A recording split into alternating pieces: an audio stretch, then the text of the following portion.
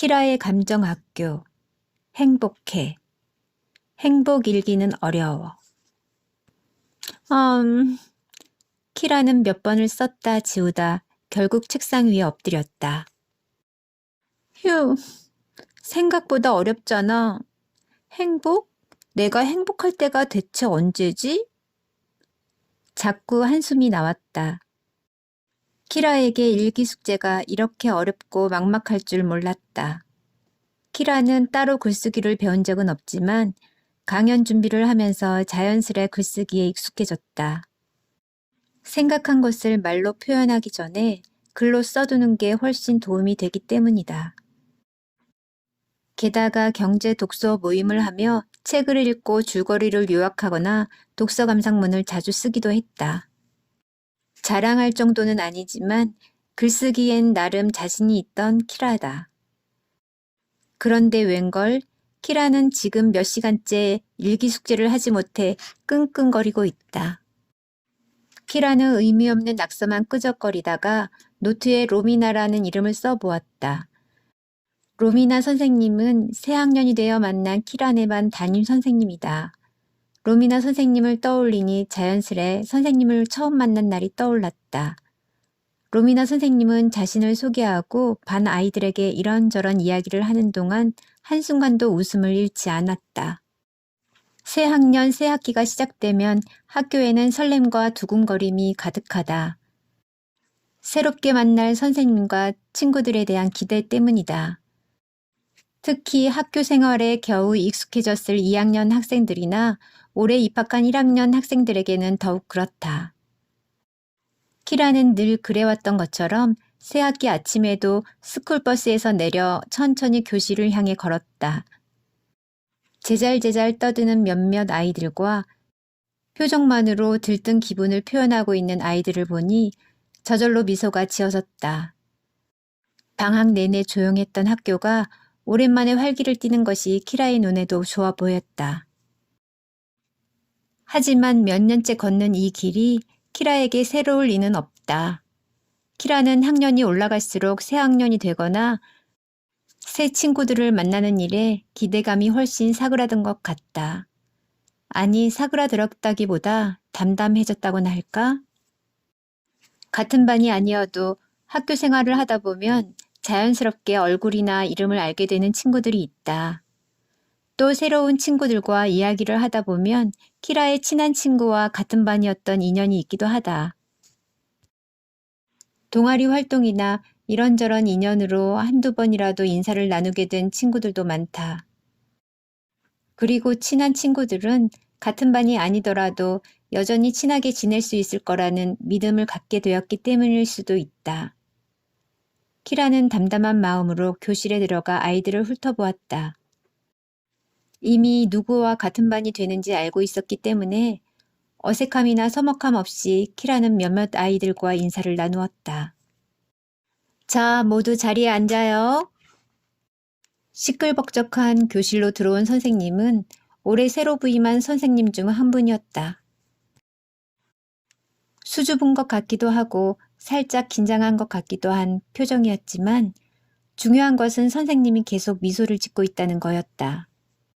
선생님은 칠판 앞에 서서 아이들을 한 명 한 명 살펴보더니 한박 웃음을 띤 채 분필을 집어 로미나라고 썼다. 여러분 반가워요. 난 로미나라고 해요. 올해 선생님이 되었고 우리 친구들을 처음 만나게 되었답니다. 로미나 선생님이 소개를 마치자 키라와 아이들은 손뼉을 마주치며 반가운 마음을 전했다. 고마워요. 이렇게 환영 인사를 받으니 정말 행복하네요. 여러분은 행복한가요? 로미나 선생님의 갑작스러운 질문에 키라와 아이들은 얼떨떨했다. 너무나 난데없는 질문이었다. 여느 선생님들이라면 출석을 부르고 자리를 정한 다음 간간히 조용히 하라고 주의를 주었을 시간이다. 그런데 로미나 선생님은 시종일관 아이들을 사랑스럽다는 듯이 바라보더니 행복에 대한 이야기를 꺼내기 시작했다. 잘 모르겠나요? 행복은 발견하는 것이라고 해요. 우리 친구들과 1년간 지내면서 곁에 숨어있는 행복이란 감정들을 많이 발견해내고 싶어요. 행복을 잘 발견하는 사람은 어떤 일이라도 즐겁게 잘 해낼 수 있을 거예요. 로미나 선생님의 이야기가 조금 뜬금없다고 생각해서인지 아이들은 선생님 말에 집중하고 있었다. 그래서 한 가지 제안을 하고 싶어요. 부탁이라고 생각해 주어도 좋겠어요. 우리 반은 행복일기라는 걸 쓸 거예요. 우선 새 학기라 낯선 환경에 적응할 시간이 필요할 테니 다음 주 월요일까지 한 편만 써오도록 하세요. 자신이 써온 행복일기를 발표하고 그 이후에는 매일 행복일기를 쓰도록 해요. 분량은 노트 한쪽 정도면 좋겠어요. 매일 쓸 때는 다시 분량을 조절하도록 할게요. 로미나 선생님의 환한 표정과 달리 키라와 아이들의 표정은 점점 어두워졌다. 글쓰기라면 딱 질색인 몇몇 아이들의 표정은 거의 흑빛에 가까웠다. 행복일기는 어떻게 써야 하는 건데요? 그냥 일기 쓰듯 쓰면 되나요? 그리고 행복일기도 성적에 반영이 되는 건가요? 로빈이 물었다. 의사가 꾸민 로빈은 평소 성적을 꼼꼼하게 관리하기로 유명하다. 보통 일기처럼 쓰면 되는데 내가 언제 행복한지 어떤 이유로 행복한지에 대해 초점을 맞춰 생각하면 돼요. 평소 태도 점수와도 상관이 있으니 어쩌면 행복일기가 성적에 반영될 수도 있겠네요. 하지만 꼭 성적을 위해서라기보다는 스스로를 위해 행복일기를 쓴다고 생각하면 좋겠어요. 행복일기를 열심히 쓰다 보면 분명 여러분에게 큰 도움이 될 거예요. 누군가 반 아이들 모두가 들을 정도로 큰 한숨을 내쉬었다.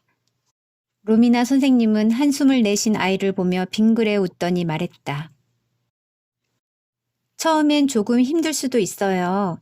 하지만 이 행복일기를 통해서 우리 친구들 모두 자신이 굉장히 행복한 사람이었다는 것을 깨닫는 의미 있는 시간이 될 거예요.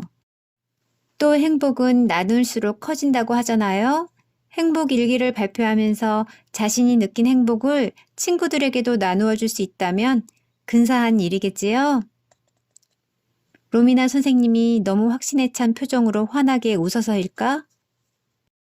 아무도 선생님 말에 불만을 표시하지 않았고 결국 키라네 반 아이들은 행복일기를 쓰게 되었다. 로미나 선생님과 보낸 일주일은 그럭저럭 괜찮았다. 로미나 선생님은 늘 환한 미소를 지으며 주위를 밝게 하는 긍정적인 힘을 가지고 있었다.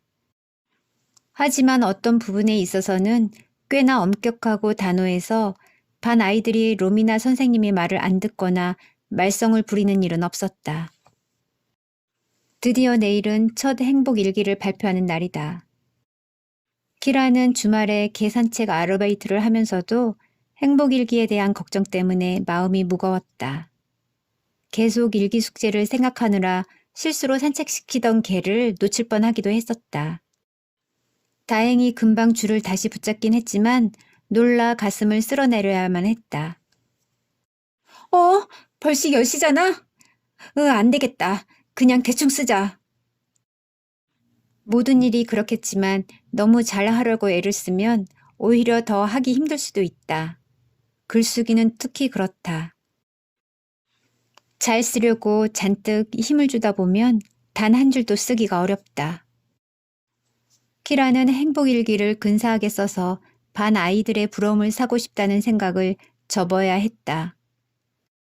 아쉬움이 남지만 중요한 시험도 아닌 매주 해야 하는 숙제 때문에 더 이상 기운을 빼고 싶지는 않았다. 다음 날 키라는 행복일기 발표 시간이 다가오자 잔뜩 긴장이 되었다. 다른 아이들과 비교해 분량이 적거나 못 썼으면 어쩌나 하는 걱정이 들었기 때문이다. 자, 모두 행복일기 써왔지요? 선생님은 벌써부터 기쁘네요. 우리 친구들이 어떤 일에 행복을 느끼는지 살필 수 있게 되어서 말이에요. 로미나 선생님은 평소처럼 흐뭇한 미소를 지으며 살짝 흥분된 목소리로 말했다. 참, 행복일기는 잘 쓰고 못 쓰고 이런 건 판단할 수 없어요.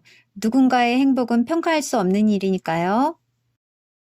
로미나 선생님의 말에 키라와 반 아이들은 모두 고개를 끄덕거렸다. 선생님이 그랬죠? 행복은 발견하는 것이라고요. 마음이 가난한 사람이라면 행복을 발견하기 어려울 거예요.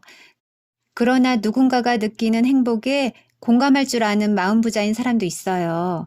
그런 사람은 친구들의 행복 일기를 들으면 저절로 웃음이 나올 거예요.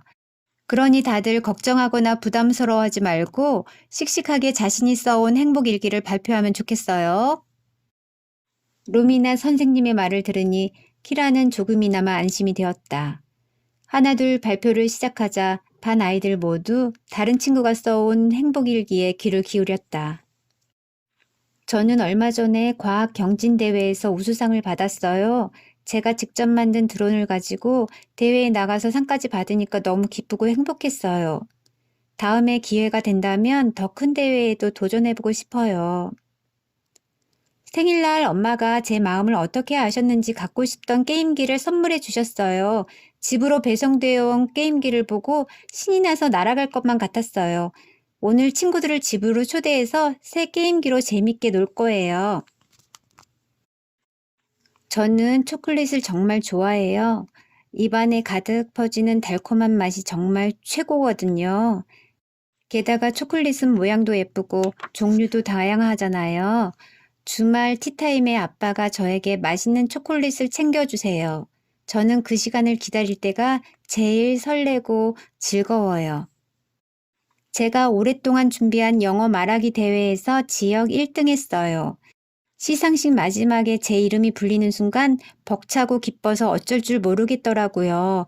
그날 저녁 1등 기념으로 가족 외식도 했어요. 부모님은 제가 무척 자랑스럽다고 하셨어요. 너무너무 뿌듯했어요.